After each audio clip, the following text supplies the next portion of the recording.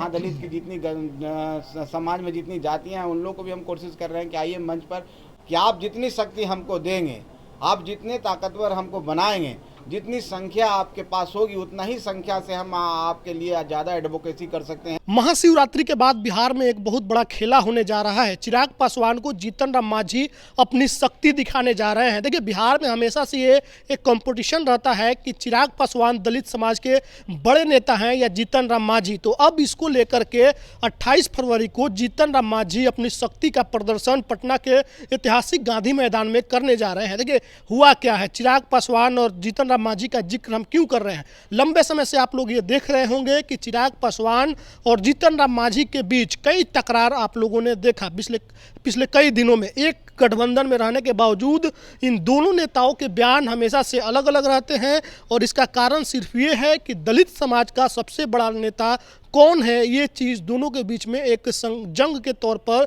छिड़ी रहती है। अब महाशिवरात्रि के बाद जीतन राम मांझी पटना के ऐतिहासिक गांधी मैदान में अपनी शक्ति का मुजाहरा करने जा रहे हैं, अपनी शक्ति को दिखाने जा रहे हैं।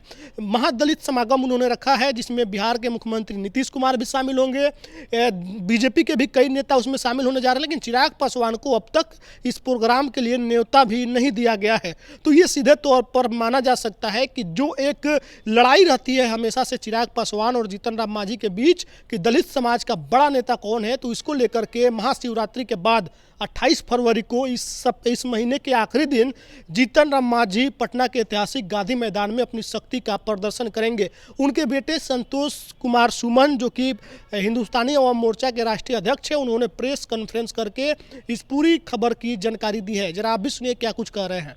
जो अपनी आवाज़ को बुलंद नहीं कर पाते हैं, जो आज भी अंधेरे में रहते हैं, तो उनके बीच में हम जाके काम करना चाहते हैं। इसलिए मांझी जी जहाँ भी रहें, जीतन राम मांझी जी, इसमें एक सवाल छोड़ा है कि आप जितनी शक्ति हमको देंगे, आप जितने ताकतवर हमको बनाएंगे, जितनी संख्या आपके पास होगी उतना ही संख्या से हम आपके लिए ज़्यादा एडवोकेसी कर सकते हैं।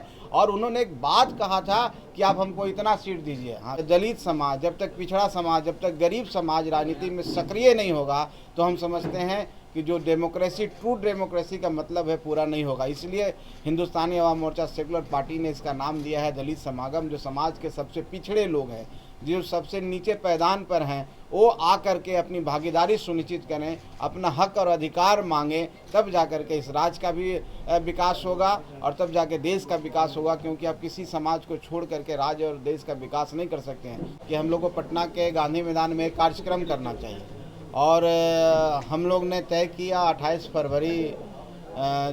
फरवरी आने वाला है, उसमें पटना के गांधी मैदान में एक दलित समागम कर के हम लोग ने एक कार्यक्रम तय किया है। और हम समझते हैं कि एक कार्यक्रम में बिहार प्रदेश ही नहीं, दूसरे प्रदेश से भी लोग आ रहे हैं, लेकिन बिहार प्रदेश के हर कोने से, हर जिले से, हर कस्बे से बहुत संख्या में लोगों के आने का अनुमान है। जिस तरह का फीडबैक हम लोग को मिल रहा है, जिस तरह से हमारे कार्यकर्ता उत्साहित हैं, जिस तरह से हमारे नेता लोग, हमारे वर्कर, जो कार्यकर्ता लोग मेहनत कर रहे हैं और जनता के बीच में जो संवाद स्थापित कर रहे हैं और जनता उस संवाद को बहुत ही उत्साहित तरीके से ले रही है, तो हम समझते हैं कि पटना के गांधी मैदान में दलित समागम एक गरीब लोगों का एक महाजुटान होने जा रहा है। बिहार के कोने कोने से लोग आ रहे हैं और लाखों की संख्या में भीड़ होगी।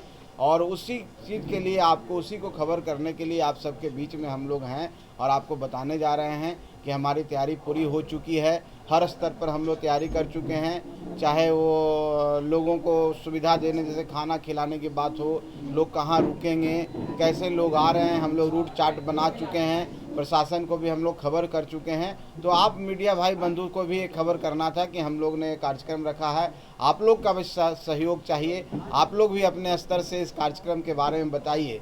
एक ऐसा कार्यक्रम है जहां गरीब आ रहे हैं, जहां अनुसूचित जाति, अनुसूचित जनजाति के लोग आ रहे हैं, उनके बीच में चेतना जाएगी तो निश्चित तौर पर उनको जागरूकता मिलेगी, तो राजनीतिक भागीदारी में अपने आप को सुनिश्चित करेंगे, बढ़ाएंगे अपनी राजनीतिक भागीदारी, राजनीति में बढ़ चढ़ के हिस्सा लेंगे। और जब तक दलित समाज, जब तक पिछड़ा समाज, जब तक गरीब समाज राजनीति में सक्रिय नहीं होगा, तो हम समझते हैं कि जो डेमोक्रेसी, ट्रू डेमोक्रेसी का मतलब है, पूरा नहीं होगा। इसलिए हिंदुस्तानी अवाम मोर्चा सेकुलर पार्टी ने इसका नाम दिया है दलित समागम। जो समाज के सबसे पिछड़े लोग हैं, जो सबसे नीचे पैदान पर हैं, वो आकर के अपनी भागीदारी सुनिश्चित करें, अपना हक और अधिकार मांगें, तब जाकर के इस राज्य का भी विकास होगा और तब जाके देश का विकास होगा। क्योंकि आप किसी समाज को छोड़ करके राज्य और देश का विकास नहीं कर सकते हैं। तो एक प्रयास हम पार्टी के द्वारा हुआ है। हमारे देखिए, शक्ति प्रदर्शन नहीं है, एक जुटान है। आप जैसा कि मैंने बताया कि ऐसे लोग आ रहे हैं जो राजनीतिक रूप से सक्रिय नहीं होते हैं। हमारी कोशिश है, हमारी पार्टी की, हम राजनीतिक रूप से उनको सक्रिय करें। और जाहिर सी बात है, चुनाव आने वाला है और चुनाव आने वाला है। अगर चुनाव में हम जिनका एक बहुत बड़ा वोट है और वो वोट अगर सक्रिय नहीं होंगे तो निश्चित तौर पर हम गठबंधन में हैं, और जिस गठबंधन में हम हैं और जो मुहिम लेके हम लोग चल रहे हैं, एनडीए की सरकार को और मजबूत करना है और बड़ी संख्या में हमको जीत के आना है। जो केंद्र की योजनाएं हैं, जो यहाँ की योजनाएं हैं और आए, तो उसमें उनकी भागीदारी कैसे हो, जब तक वो राजनीतिक रूप से सक्रिय नहीं होंगे, वो राजनीतिक रूप से सशक्त नहीं होंगे, तो हम समझते नहीं होगा। इसलिए ये कार्यक्रम हम लोग कर रहे हैं। ये शक्ति प्रदर्शन नहीं कह करके हम कह सकते हैं कि हम उनको जागरूक कर रहे हैं। और जागरूक करने का ये चुनाव एक बढ़िया माहौल होता है, एक प्लेटफॉर्म होता है जहाँ पर आप कोई चीज़ों को जल्दी जल्दी कर पाते हैं। मांझी जी ने कहा है कि आप लोग जिस तरह से यहाँ पर भीड़ लगा रहे हैं, और भी हमारे सम्मेलन में भीड़ लगे, आपको और ताकत नज़र आनी चाहिए और आप अपने आप को जागरूक करें, आप लोग और अपने आप को प्रेरित करें, अपने आप भागीदारी सुनिश्चित करें। तो हमारी पार्टी का विचारधारा है कि हम गरीब उस जगह जाके काम करना चाहते हैं जो आज तक किन्हीं को मंच नहीं मिला, जो अपनी आवाज़ को बुलंद नहीं कर पाते हैं, जो आज भी अंधेरे में रहते हैं, तो उनके बीच में हम जाके काम करना चाहते हैं। इसलिए मांझी जी जहाँ भी रहें, जीतन राम मांझी जी, वो हमेशा अपने कार्यकर्ताओं को बीच में एक सवाल छोड़ा है कि आप जितनी शक्ति हमको देंगे, आप जितने ताकतवर हमको बनाएंगे, जितनी संख्या आपके पास होगी उतना ही संख्या से हम आपके लिए ज़्यादा एडवोकेसी कर सकते हैं। और उन्होंने एक बात कहा था कि आप हमको इतना सीट दीजिए। हाँ, हम कोई गठबंधन से सीट नहीं मांग रहे थे, हम जनता से मांग रहे थे। इस जमहूरियत में जनता मालिक होती है, और उनके बीच में हम कह रहे थे कि आप जिस तरह से आप आज यहाँ मजबूत दिख रहे हैं, और मजबूत बनिए, और जागरूक बनिए, और संख्या में आइए।